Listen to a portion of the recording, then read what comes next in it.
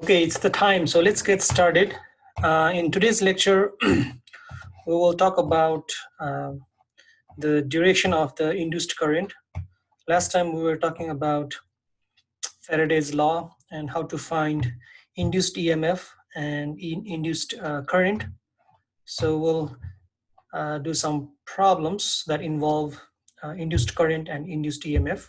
And we'll also see how to find the duration of the induced current, okay, by using the Lenz's law. So let me show you a question that involves finding the EMF and current, as well as the direction of the induced current. So in the first part, we have a circular loop that has the diameter of 10 centimeters. And the loop is in a magnetic field, and the magnetic field is increasing at the rate of 0.5 Tesla per second. So the loop has the resistance of 0.1 ohms, and we want to find the magnitude and duration of the induced current in the loop. Okay, and we have next part of this question. In the next part, we have the same loop, but in this part, the magnetic field that is pointing into the screen is decreasing at the rate of 0.5 Tesla per seconds. Okay, and again we have the loop in a different orientation in the magnetic field that is pointing into the screen, and in this case the magnetic field is decreasing at 0.5 Tesla per seconds. Now let's look at the first one, and then we'll look at the other ones. Okay, so using the Faraday's law, we know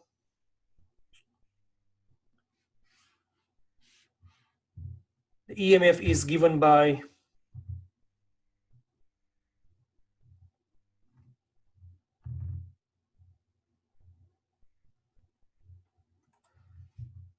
E is equal to minus n delta phi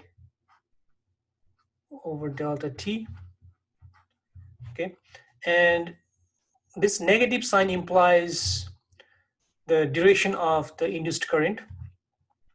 For now, we will just neglect that negative sign, because let's first find the magnitude of the EMF, and then later we will also consider the duration. So n delta phi, we know phi is the magnetic flux, is given by BA cosine of theta. So phi is BA cosine theta over delta t. And in this case, basically we are changing the magnetic field. That's what it says. So area remains constant and theta also remains constant. We don't change the area or the orientation. Okay, so we can pull the constant terms out, because this delta means change. If there is no change, then we can pull it out of the delta. So we can pull A out and cosine theta also out.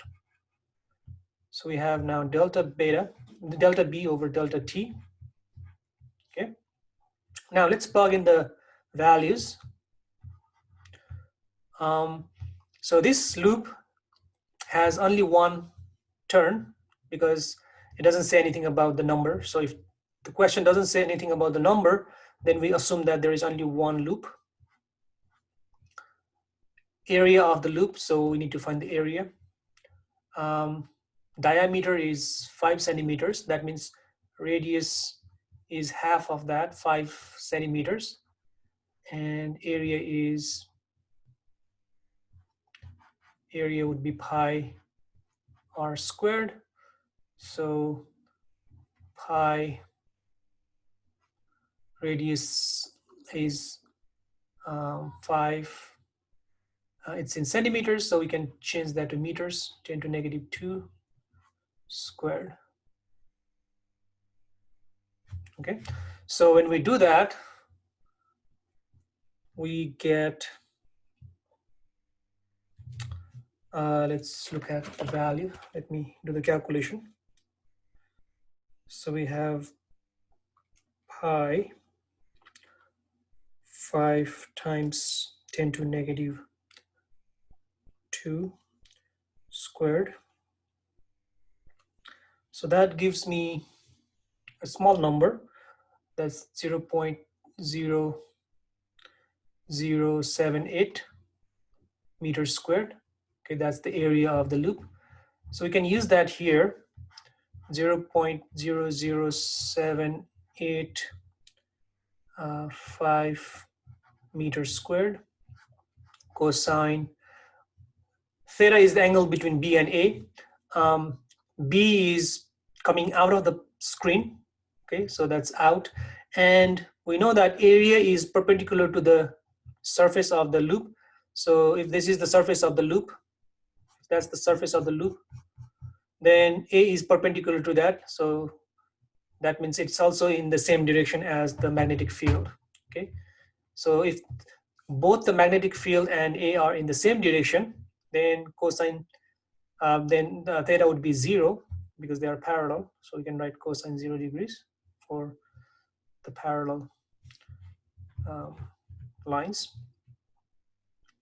And delta B over delta T, that is 5 Tesla per seconds. Okay, so that's the rate of change of flux with respect to time, which is 5.5 Tesla per second.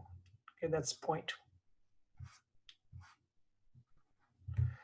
Now, if we do the calculation, we get, let's look at the calculation. So that times 0.5. So that gives me 3.9 times 10 to negative third. Okay, so the unit of EMF is volts.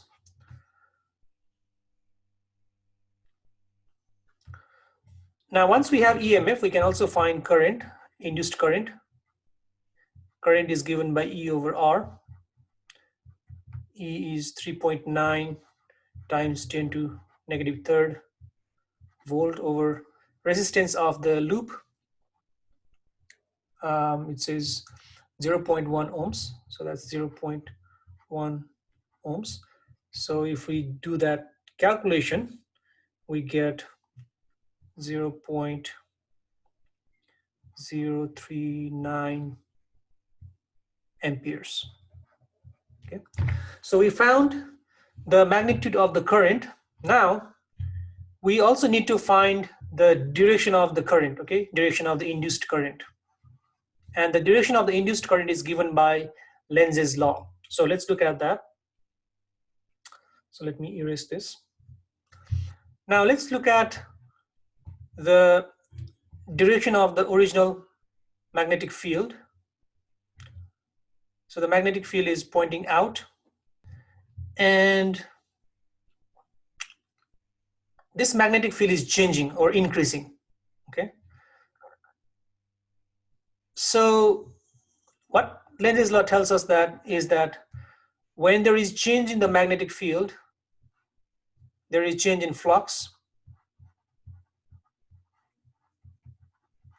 and because of the change in flux, or in this case it's increasing, because of the increase in flux, there would be some induced current that will have some induced magnetic field which will oppose the increase. Okay, so that means if the increase is in outward direction, if magnetic field is increasing in outward direction, then to oppose that increase, there must be a magnetic field pointing into the page, okay, into the screen. So that would be B induced. And this B induced is basically to oppose the increase in this original magnetic field. Okay, that is required by the Lenz's law. So our induced magnetic field is into the page, and this induced magnetic field will produce some current, because we know that wherever there is magnetic field, there is current, and vice versa. Where there is current, there is magnetic field, and where there is magnetic field, there is current. That means if we have induced magnetic field, there must be a current associated with that.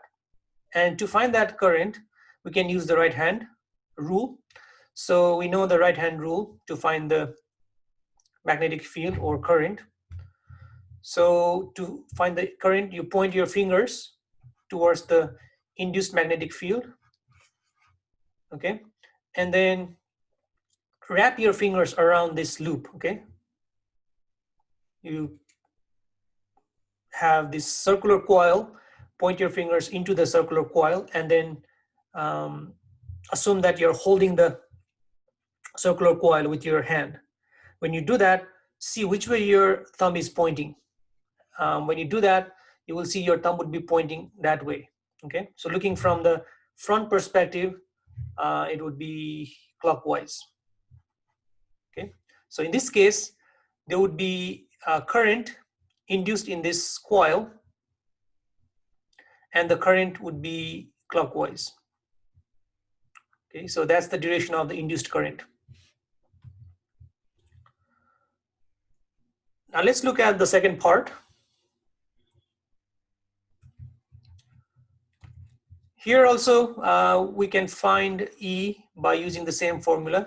Okay, basically it's also because of the change in the magnetic field, and in this case it's decreasing, but it doesn't matter, okay, whether it's decreasing or increasing, it's still changing. If it is changing, then you have EMF. So N is 1, and this phi is A cosine theta, and then delta B over delta T. Okay, that's the exactly same thing that we did in the previous part. And then if you plug in everything, because nothing is changed in the value from the first part, so you get this exactly same answer. So you get 3.9 times 10 to negative 3 volts, and then you get the same current. Okay, so I would be E over R. That would give you 0.039 amperes. Okay. Now the tricky part is to find the duration of the current induced in this loop. So we know that because of this change in the magnetic field, we'll have some current in this loop. Okay, and we want to find that. We want to find the duration of that current. So in this case, the magnetic field is pointing into the page, and it is decreasing. Okay,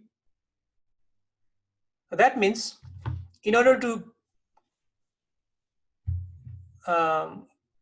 compensate the decrease, okay, from the Lenz's law, we'll need some additional magnetic field in the same direction. So for example, if you have a magnetic field like this in the beginning, and there is decrease in the magnetic field afterwards like this, so you will need to add some extra magnetic field here, okay, to keep it from decreasing, okay, to compensate this decrease. So this is what is the induced field. Okay, the induced field does the work of compensating the decrease. Okay, so that means to compensate this decrease, we'll need the induced magnetic field in the same direction as the original magnetic field. So that's the induced field, whereas this one is the original field. Okay, and again, when there is magnetic field, there is also current involved. So that means this induced current will, this induced field will have some induced current, which is given by right hand rule again. We have this circular loop, and there is this induced field. So point your fingers towards the induced field and assume that you're holding the circular loop, okay, circular coil with your hand. So when you do that, you will see that your thumb would be pointing in this way, okay? So your thumb would be pointing that way. So you just point your fingers into the screen and then see which way your thumb is pointing. So we see it is pointing clockwise from the front perspective. So in this case, the induced current is clockwise, okay? Now let's look at this third part. So in this case, our loop is in this orientation. So we know that this is the cross section of the loop, and the area vector of the loop is perpendicular to its face, okay? So in this case, the face is pointing to the right. So the area vector would be that way. That's the area vector. And the magnetic field is pointing into the page. Okay, so we have area vector pointing that way, and magnetic field is pointing into the page. That means they are perpendicular. Okay, one is going into the page and other one is going to the right. So in this formula, that's N delta phi over delta t. So N delta AB cosine theta, that's the flux, over delta t. So in this case, this would be cosine 90 degrees because the angle between A and B is 90 degrees, and this is 0. Okay, so that means our EMF is 0 in this case. Because there is no EMF, so there is no current. If there's no current, then we don't need to worry about the duration. Okay? So that's the application of EMF, application of Faraday's law and Lenz's law. So let's look at a couple more examples to see how to find the duration of induced current. So let's see this question. So a flat coil is in a uniform magnetic field. So we have some magnetic field. Okay, it doesn't say whether it's which direction the magnetic field is. Okay, we don't know the direction of the magnetic field. It just says, come on, the magnetic field is uniform, and we have a coil, and it's flat on that flat coil. Okay, like that. It's a perfectly, you can say it's a perfectly either circular loop or perfectly rectangular, but it's a flat. Okay, it's not zigzag. Okay, now the magnetic flux to the coil is greatest when the plane of its area is, so it's asking when would this phi be maximum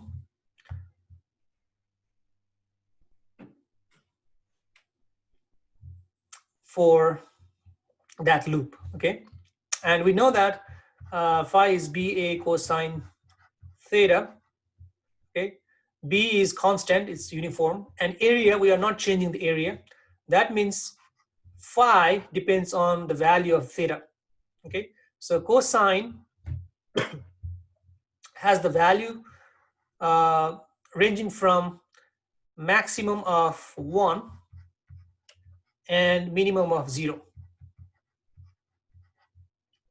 And cosine will have 1 or maximum value when theta is 0 degrees. So cosine of 0 degrees is 1. And cosine has the minimum value, that is 0, when theta is 90 degrees. And this question is asking what orientation will give us phi to be maximum. So this orientation will give us phi of maximum value. Okay, and this is angle between B and A. So if the area vector is perpendicular to B, then we'll have the maximum flux. But the trick here is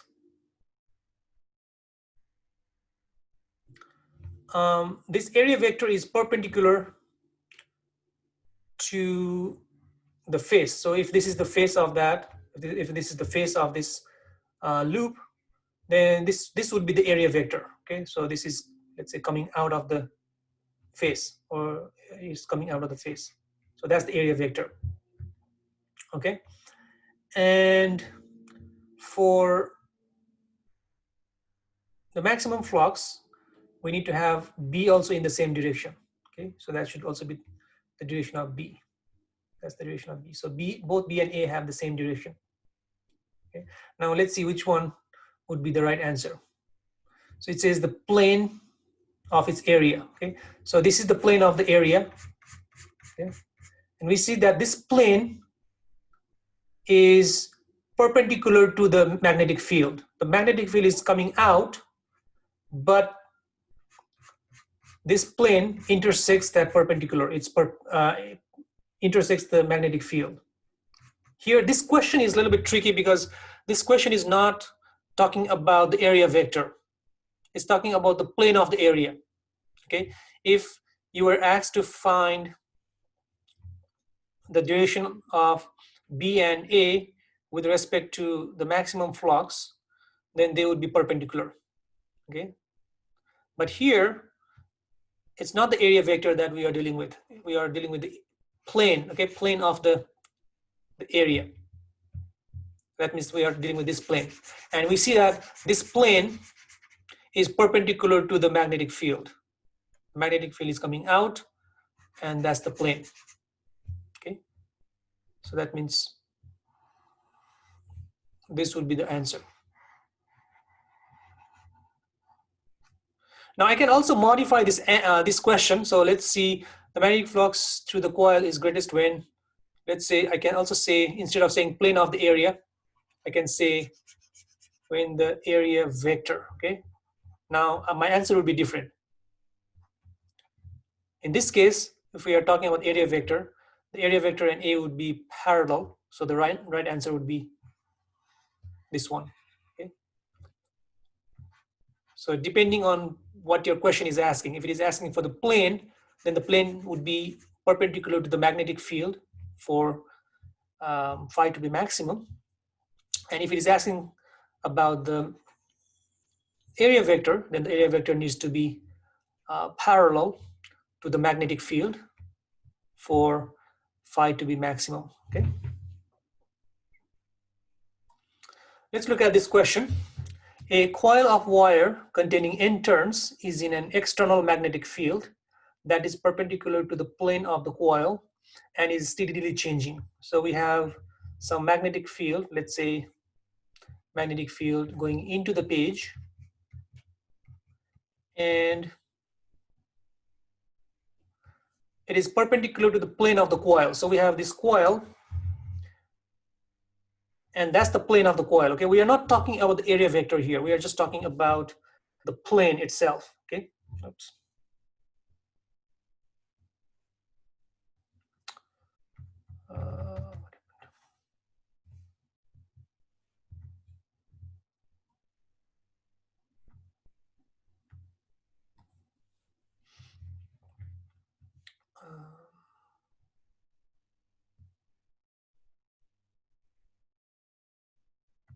So this is the plane, okay, and that plane is perpendicular to the magnetic field.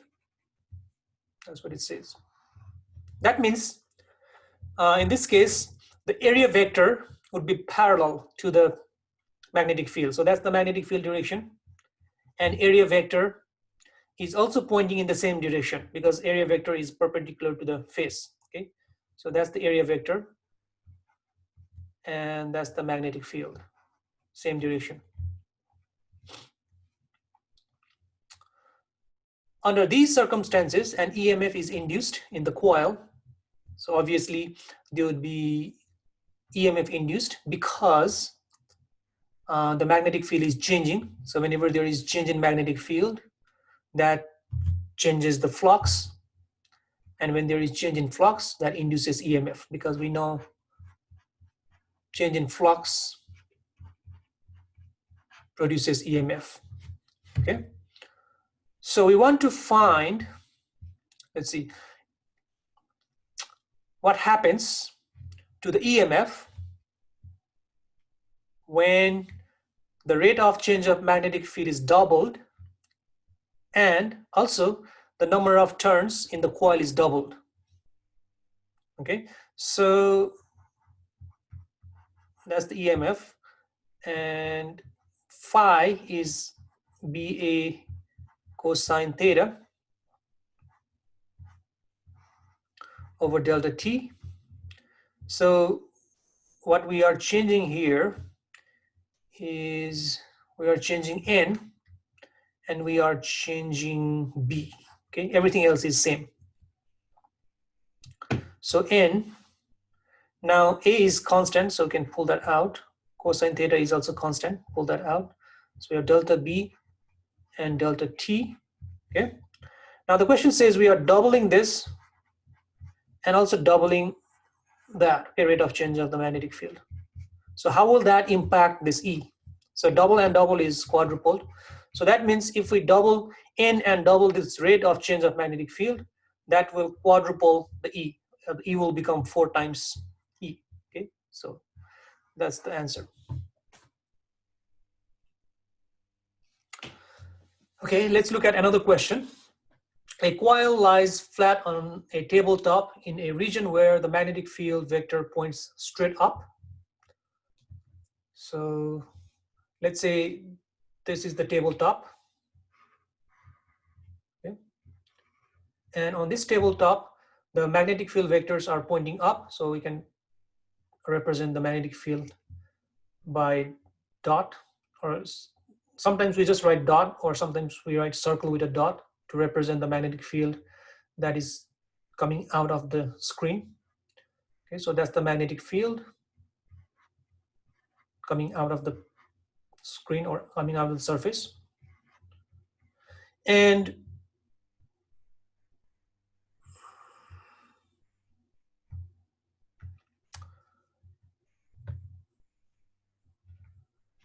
there is a coil that lies flat on this tabletop. Okay. So that means our area vector is also pointing out, because area vector is perpendicular to the face or the surface of this loop. Okay, so in this case both B and A are in the same direction, so they are parallel. That means theta would be 0 degrees. The magnetic field vanishes suddenly. So initially we have non-zero magnetic field. There is some magnetic field, and after some time the magnetic field goes to 0. So that means there is change in the magnetic field. Okay, so when there is change in magnetic field, there would be change in the flux,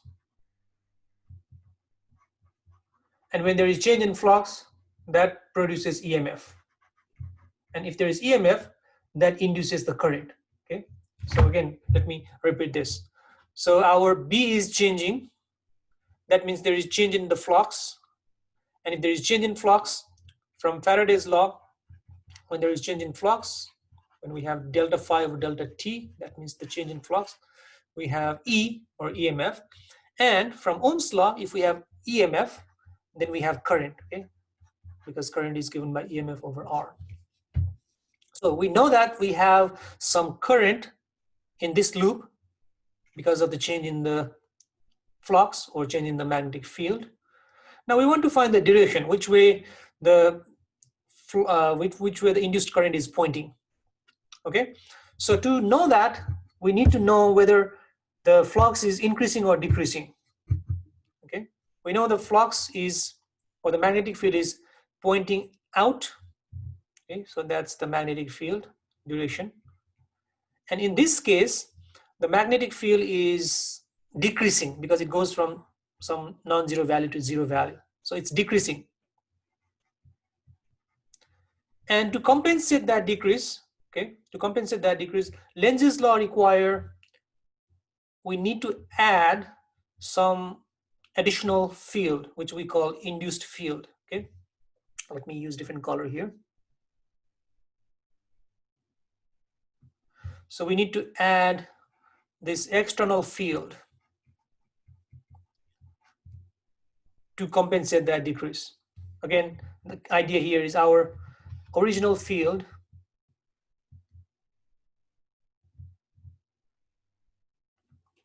so that's our original field, and it goes from this to zero. Okay, so we have this non-zero field, it goes to zero, and now to compensate this decrease from some value to zero value, we need to add this extra magnetic field, which we call induced magnetic field. Okay, so that's what B induced is. B induced. Okay, and this is the field that produces the induced current. Okay. And to find the direction of this, we need to use the right-hand rule. So in this, we have this coil, okay, and the magnetic field is coming out. That's the magnetic field or induced magnetic field. And the current associated with this magnetic field would be found, the direction would be found by using right-hand rule. So point your fingers towards this magnetic field. So you need to actually point it from the back of this, okay, because the finger needs to be coming out of the screen. So you need to twist your fingers and point it from the back side of the loop. When you do that, you will see that your thumb would be pointing this way, okay? So when you point your fingers towards the direction of the magnetic field and tend to wrap and try to wrap the wire, you will find that your thumb would be pointing that way, okay? That way or that way.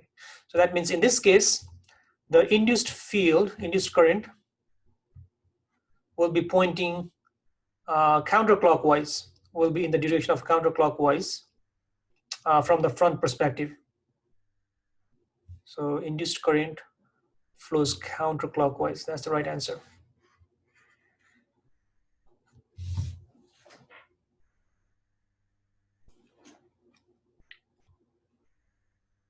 So let's look at another question here. So we have two solenoids that are close to each other.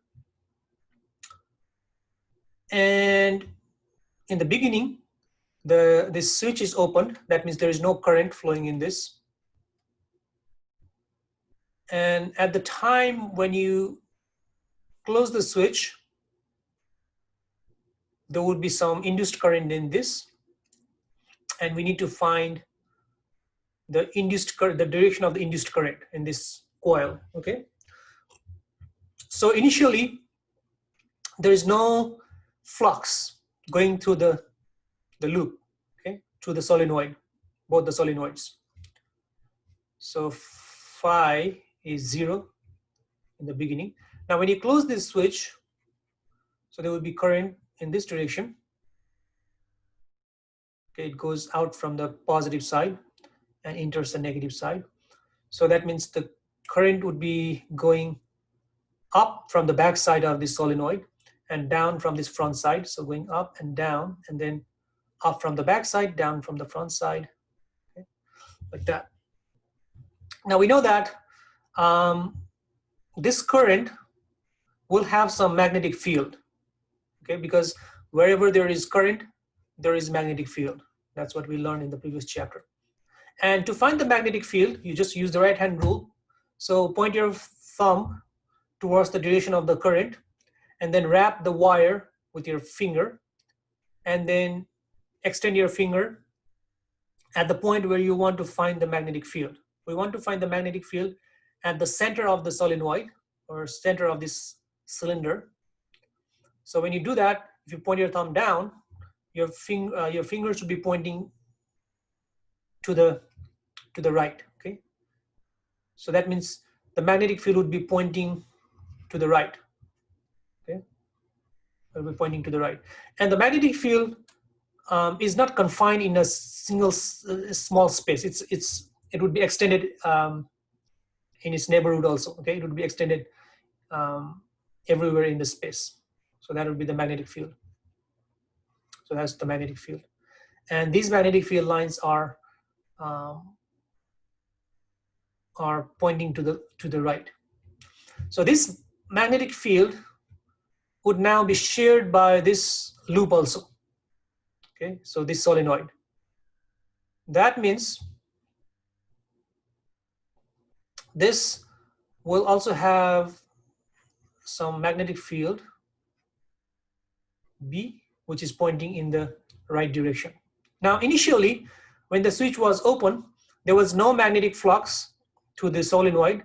Now we have some finite magnetic field or finite magnetic flux. Okay, so I'm using the term flux and field interchangeably because to have flux you need field. Okay, so we have some finite magnetic flux. Okay, that's non-zero. So it goes from 0 to non-zero. That means the magnetic field, in this case, we can also say magnetic flux, is increasing. Okay, so flux is increasing. And which way it is increasing? It is increasing in the right direction. Initially, there is no magnetic field. Now we have some magnetic field in the right direction, to the right. Okay, so Lenz's law needs the condition that it wants to oppose the change. Okay, it wants to keep the magnetic field constant as in the beginning. Okay, so to oppose this magnetic field, you need this additional magnetic field in the opposite direction. Okay, that's the requirement from the Lenz's law. So this is B induced, and this B induced will have some current associated with it, and the current is given by right hand rule. Okay, so you point your fingers. Let me erase this. So our induced magnetic field is pointing that way, B induced. So to find the direction of the current associated with this, point your fingers along this direction. So to do that, you insert your finger in the cylinder and then see which way your thumb is pointing. When you do that, your thumb would be pointing up on the front part. Okay, up on the front part, up on the front part. That means it would be coming down on the back side, so it will be coming from this side, and then this is connected to the front part, so it will be going up.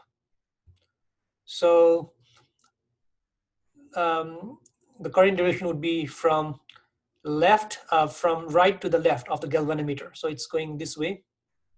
So that's the direction of the current. So it's going from right to left. Okay, so that's the direction of the current through the galvanometer, and in this case is again induced current.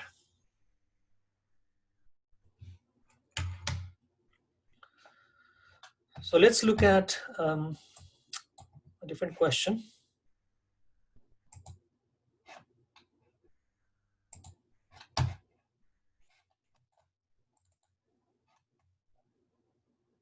So here is another question. So we have a solenoid. This is the solenoid. You cannot actually see the actual solenoid here, but that's the front. That's the front perspective, or you can say the cross section of the solenoid from the front perspective.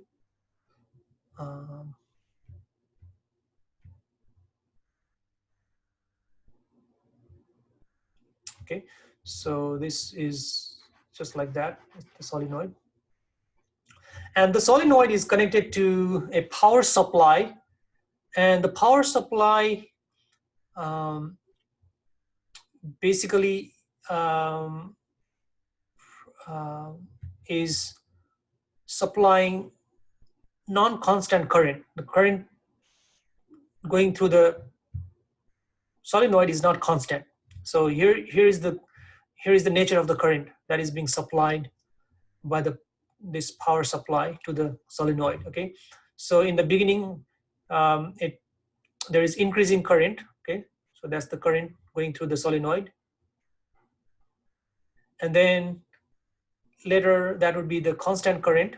So it passes the constant current for this much amount of time, and then the current would be decreasing.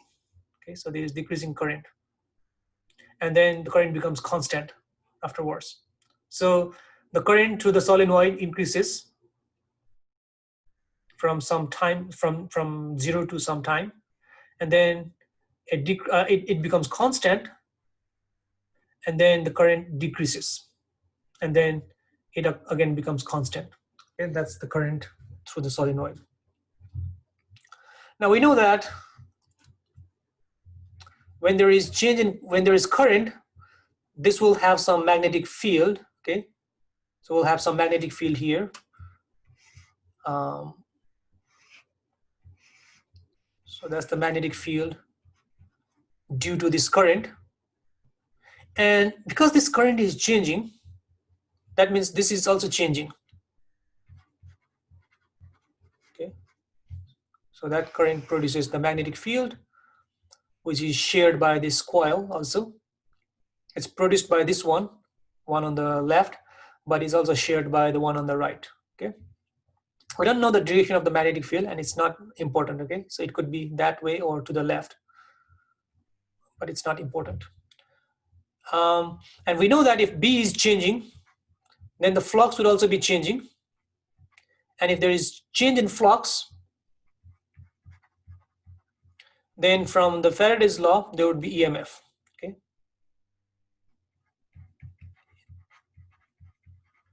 Now we want to find the graph of the EMF versus time. Okay, EMF produced by this loop with respect to time. So here we see that E is N. Okay, we don't need to worry about the negative sign. So del phi over delta T, and delta phi is B A cosine theta over delta T. A is constant, theta is also constant. What we are changing is we are changing B. So this would be N, that's equal N A cosine theta delta B over delta T. Okay, and N A cosine theta delta. Now B, here we are talking about the solenoid. So for solenoid, B is, we saw this formula before. It's given by mu naught, number of turns in the solenoid, current going through the solenoid. Okay, that's the N over L. That's the magnetic field produced by the solenoid when you pass current I through the solenoid. That over delta T. Okay. So N A cosine theta. Now here in this B, we are changing I. Okay. I is what is changing. That changes the B. But here mu naught, N, and L are constant. Okay. So mu naught is just the constant. N, the number of turns, is also constant in the solenoid, and L, the length of the solenoid, is also constant. Okay, so that gives us delta. Inside the delta we have I, and down delta T. So here we have all these things are constant. Okay, so E is equal to some constant. Everything outside this delta is constant, and delta I over delta T. Okay, so E depends on delta I over delta T. Okay, that means delta I over delta T is the slope of this graph. Okay, this is I versus T, and slope of each of these curves is delta I over delta T. So to find E, you need to know the slope of this graph. Okay, so here you see this line is increasing. That means the slope is positive. Okay, so slope is positive. Here it's flat, so slope is 0. Here it's decreasing, slope is negative. And here it's flat, so slope is 0. Okay? And these slopes give us E, okay, EMF. So let's see which one satisfy these slopes. So here we see slope is positive, okay, slope is 0, but the slope is not 0 here, okay. And we have this is a straight line, so this is a constant slope, okay. The slope is constant here. Also, here is a straight line, so whenever you have a straight line, you have a constant slope. Okay, so we have changing slope here, so that's not right. So changing here, that's not right, it's not constant.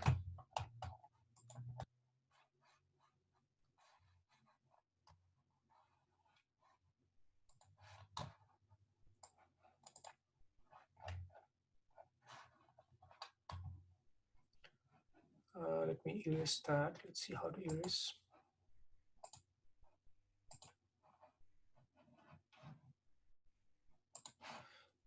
So we need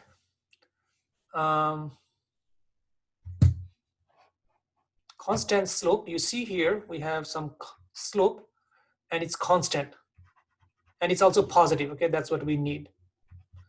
We have 0 slope, that's what we need, and we have negative slope because on the latter part it's decreasing. Constant negative slope, and then later we have 0 slope. Okay, so that's what we are looking for. So if you look at our original graph here, make it a little bit smaller.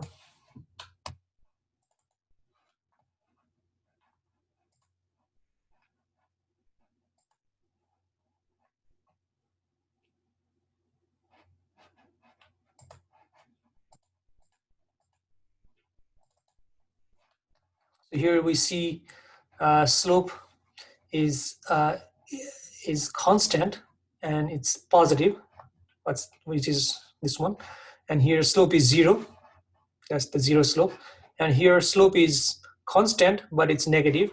Okay, that's the constant slope with negative value, and here slope is 0, that's that. So our correct answer for this one would be this one. Okay, that's the correct answer. Now let's look at one more question.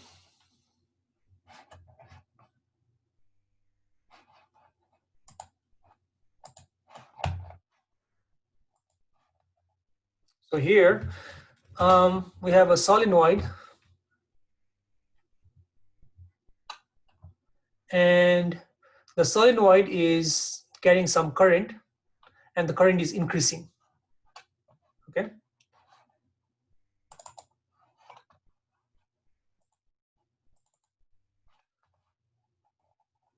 so because of the increase in current, there would be some induced current, and when there is induced current, the induced current will also have the electric field. So we want to find the electric field at point 1 and point 2. Okay, so let's look at this question very carefully. This is a very important question. So let me use a pen here.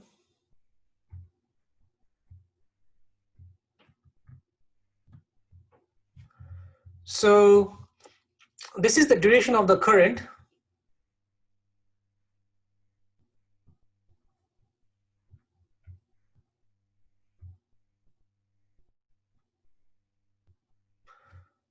So that means if there is a current in the solenoid, that means it will also have magnetic field. We know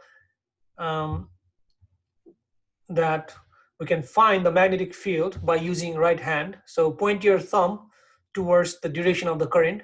Okay, so point your thumb this way, and then wrap your fingers around the loop So imagine that you're holding the loop and extend your fingers at the point where you want to find the magnetic field, because we want to find the magnetic field inside the solenoid. So when you extend your fingers inside the solenoid, the magnetic field would be pointing out of the page. Okay, so that would be the direction of the magnetic field. Okay, so that's the B original. And I is increasing. This B is produced by I, and I is increasing. That means this must also be increasing. Okay, that's increasing. And when B is increasing, that will produce the current, because we know EMF is due to the change in flux, and change in flux is due to change in magnetic field. If there is change in magnetic field, that produces the E, or that produces the induced current. Okay, so this will produce some induced current, and to find the duration of the induced current, we need to use the Lenz's law. Okay, so Lenz's law tells us that if B is increasing, then we'll need some induced B that will tend to keep it constant, that will tend to compensate the increase. So it's increasing outward. That means we need to add induced B that would be inward. Okay, so if you have this B original and it's increasing by this much at the latter time, that means to compensate this increase, to make it the same as this one, we need to subtract that much part, okay, in the opposite direction. So that would be B induced. So if we subtract this much part from this one, then you keep it constant. Yeah, basically we want to keep the magnetic field constant. That's what Lenz's law tells us. So we need the induced magnetic field in the opposite direction into the page. This is B induced. And this B induced will produce the current.